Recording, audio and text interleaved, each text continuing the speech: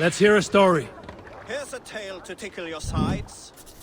The winter before, I was drinking in Stavanger with some companions. With us in the mead hall were men of Bard Jarl's clan, one of which was a poet named Halli, called Sarcastic Halli by most. 7 ale horns into his night, Halli stood upon his table and called across the room to another man, a Skald named Kjotve. "Kjotve!" he yelled. "I can compose a more beautiful poem with my belching than you could with your tongue and fine words." The room laughed. Kjotve loudest of all. "I accept your challenge, Sarcastic Halli," he shouted. "Allow me to begin." Kjotve then spoke this verse. "Sad Halli drowns in horns of hubris, squeaking like a stoat, yet proudly the pup calls it poetry." The room laughed again, with Halli joining in. Then, Halli tripped across the room and opened his mouth to speak his verse. From his throat erupted a jet of vomit into Kjotve's face. His only composition that night, of which he seemed most proud.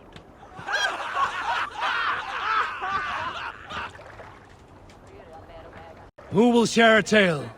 Oh, you have likely never heard the story of the time Odin and Freya appeared before me on a dark winter's night. They called you their orphan child, yes, dog. We've heard the tale as often as the sun has risen and set.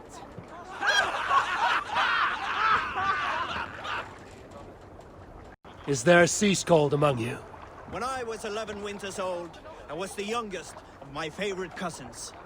A wild and rowdy bunch of boys and girls. Together with our parents, we attended a feast at the home of Halfdan the Black of the House of Yngling. To toughen our patience, our parents set us with the old woman, who ordered us to bake flatbreads and serve it to the noble jarls. After an hour, the flatbreads piled so high into pillars, you could have built a roof over it and called it a longhouse. When our work was done, an older boy, Guthrod, suggested we steal a keg of mead, and drown in happiness for our good work. So Guthrod, Mikkel and Åsa snuck into the storeroom and stole a barrel as I stood watch.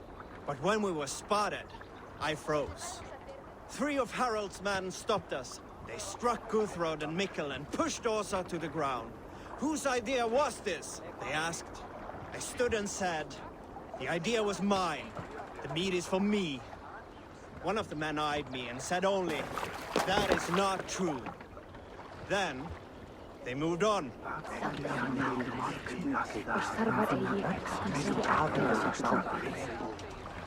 You salt skulls, got a story? Not long before leaving for England, I made a solitary trek into the mountains east of Fornburg. I was looking for elk or deer or other game to bring home. But my luck was poor, and I could find nothing worth my arrows. Coming up over a rise, I saw a rounded mountain ahead of me, with a strange narrow slit in the earth, running left to right. There appeared to be fresh water in this crevasse, which was strange, for it was on its side. As I approached, the ground rumbled and the crevasse shuddered. Then it opened, as wide as a lake and ringed with color. Stepping back to take in the view, I realized with a shock what I was seeing. The Eye of Jormungandr, the world serpent. Yes, he sleeps near Old Fornburg, blessing us with his dreams. Oh, if we could return there now, I would show you the place. One day, maybe. One day I will show you the place.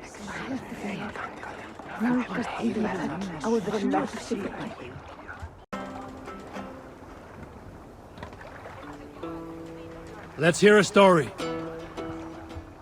There was a woman called Onarr, who came by ship to Fornburg unheralded, demanding to meet King Sigvaldi, Styrbjorn's father. Onarr was from Gautland. She was tall and rugged and strong, and everyone who walked near her said she smelled of men's blood. When her message was sent to our king, Onarr was made to wait a full day. Yet she did not complain. She watched the waves and sang songs. Night came and went, and still Nal sat by the shore of the fjord singing her songs. She skipped rocks with children and smiled. As the afternoon of the second day approached, King Sigvaldi's messenger reappeared. They spoke quietly together. At last, the messenger stood back and waved to some men nearby.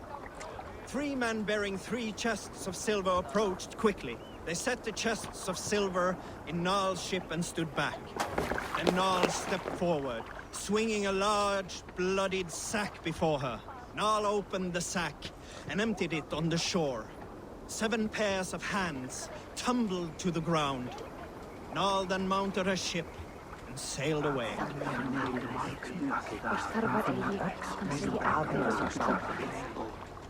You salt skulls, got a story? Here's a tale I do not often tell. There was a clan, little known in the south, composed entirely of warrior women. And Why you did not stay with them when they asked you to be their king dog, I will never understand.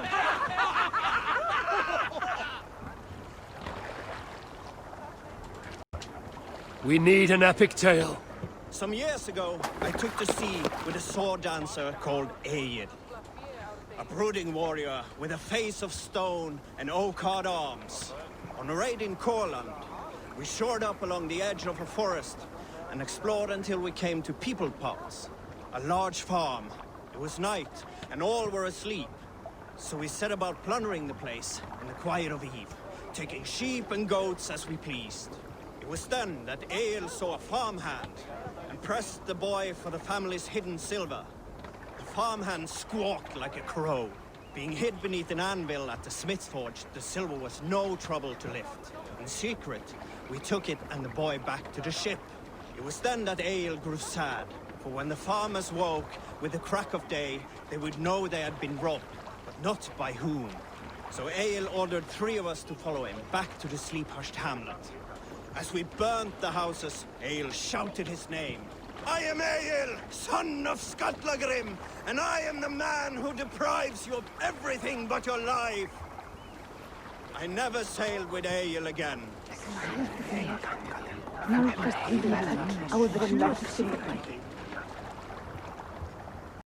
Who will share a tale?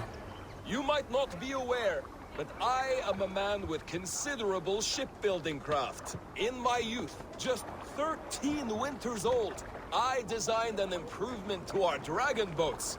One that gave them extra strength. It is so common now that none remember my genius design. But at the time, I was praised from the top to the bottom of Norway. I had been out sailing with my father when we hit a rough patch of ocean. Our boat trembled like a frozen skeleton. We nearly broke to pieces, but I was not afraid. I was transfixed by the ship itself, watching it bulge and heave. As men screamed around me, I devised improvements to keep the hull solid and shapely. When we returned to port, the men vomiting and weeping around me, I shared my ideas with my Jarl. He thanked me well. In time, all our ships used my new design, and soon all of Norway. So you may thank me, not the gods, for our smooth passage here. Is there a sea Skald among you? In the early days of the feud between Kjotve, the crew, and the Raven clan, there was a mad berserker called Kiarr Rawbone.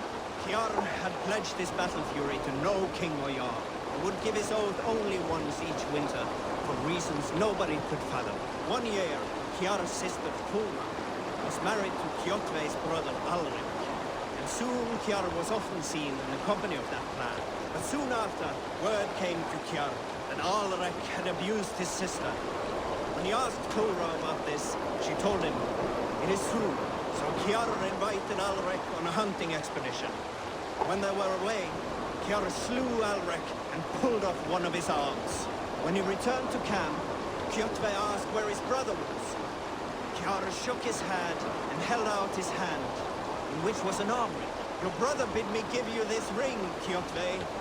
Confused, Kjotve took the ring, and with it came the entire bloody arm.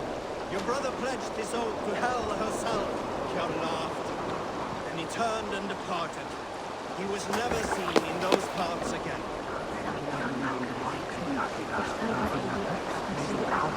You salt skulls, got a story? Have I ever told you the story about... I am fairly certain you have. Anyone else with a tale to share before Dag starts talking again? Let's hear a story. I knew a crazed man about my age called Rokur, who we had taken to calling Rokur the Rodent for his habit of collecting axes. For 20 years he collected axes of all make and size. He had never seen a day of battle, but he swore to Thor that he would. In his 31st year, after drinking too much ale, Rokur seduced another man's wife. That man called a holmgang against Rokur.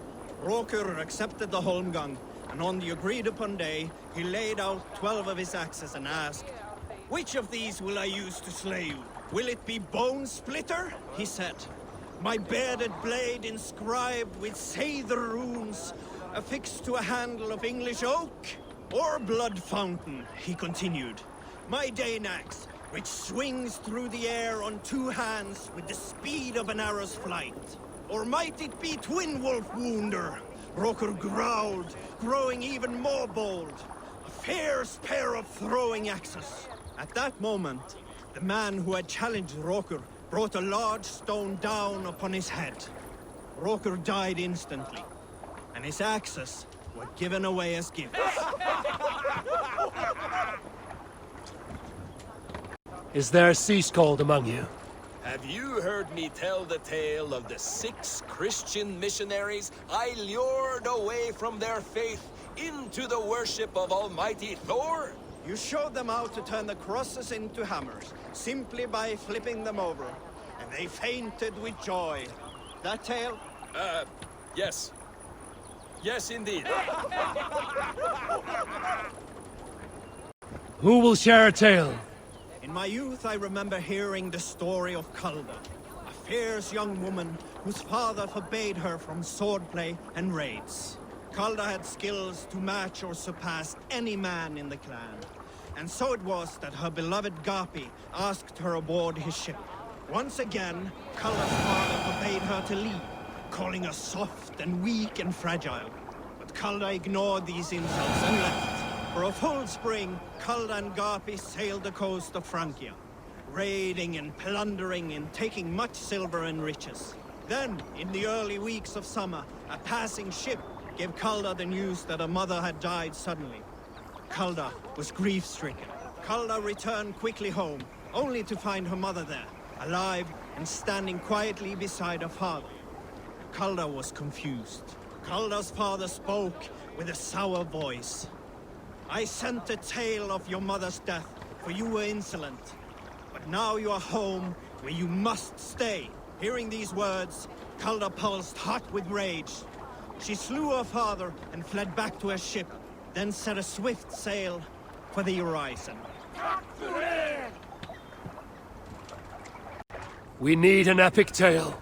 You may not know this, but Ragnar Lothbrok once asked me to lead his early assault on England myself. This would have been 8, maybe 10 years back. It's hard to say. The winters blow into one another like a great white fog. But I remember as if it were yesterday. Ragnar appeared at my home unannounced. Naturally, I welcomed him. He had traveled a great distance only to see me. So I poured him ale and fed him bread and listened as he talked. He was feeling anxious about his journey. Leading so many men into such a great war, it was a burden he could not handle. It was then, with tears wetting his lids, that he said, "Dag, teach me the art of war. Lead us to England and to victory." But I shook my head. "Ragnar," I told him, "I have 2 weddings I must attend soon. Were it not for these, surely I would help you." Ragnar bowed his head. "Thank you, Dag," he said. "Though you will not be on my ship, you will be present in spirit, and that is enough." Is there a sea Skald among you? Onarr the Ugly was an excellent sailor who could pilot a longship entirely on his own. This is why King Sigvaldi kept him around. In all other matters, Onarr was a cruel, anxious, and humorless man. He was one of the most unlikable people I have ever known. One year, I recall we had invited some Carls from the Yngling clan to dine with us. As we were serving ale, we came to find that we had none left. It so happened that the ale had run out just before reaching Onarr's hall. This raised in him a word storm, and he accused Sigvaldi of treachery. Every man in the longhouse jeered at Onarr for raising such a fuss. This made Onarr angrier than before, and he stormed out. A short time later, we heard him yelling through the door of the hall. "I set this scorn pole upon the men of Yngling for their dishonor!" We looked outside and saw that Onarr had severed one of the heads of the Yngling's horses and stuck it upon a hazel branch. When he saw us gathering at the door, the Yngling Carls among us, Onarr panicked and ran. He was not seen for many months.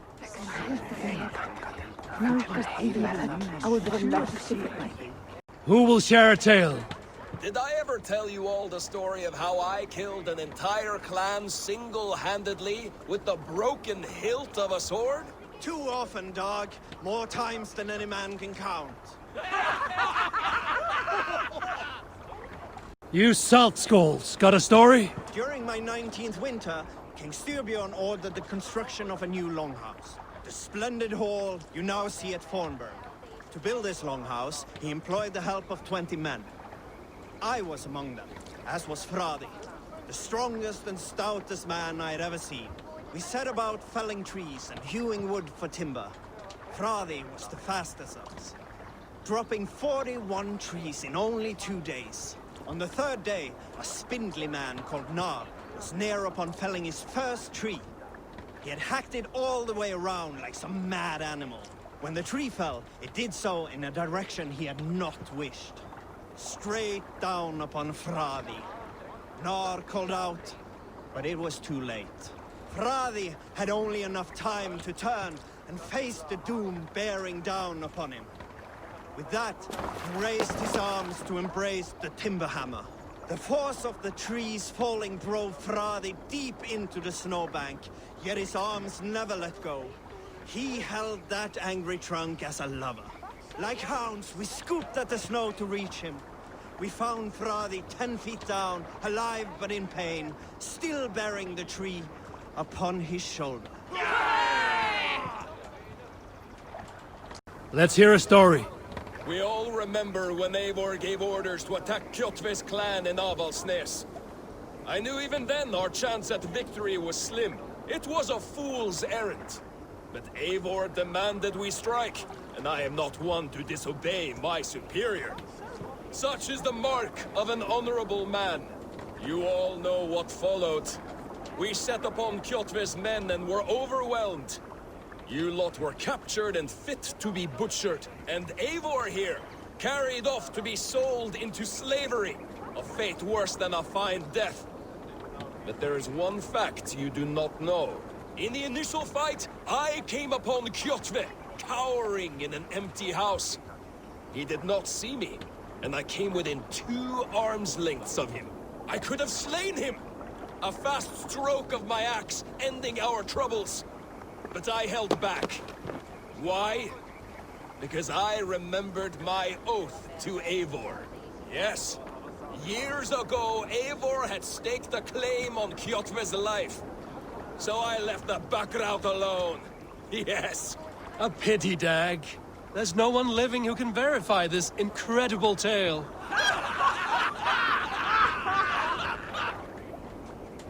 A story from my youth. This one has no lesson to be learned or message to be gleaned.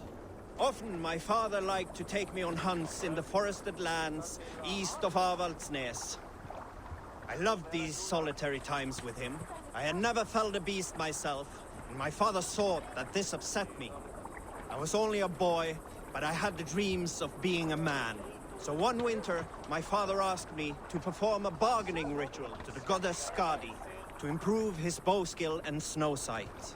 With glee warming my heart, I cut a hair and sacrificed it to the goddess, asking in exchange of skill and sight for my father. When the ritual was done, my father and I set off into the forest. We hunted all day until night fell, and we slew no game.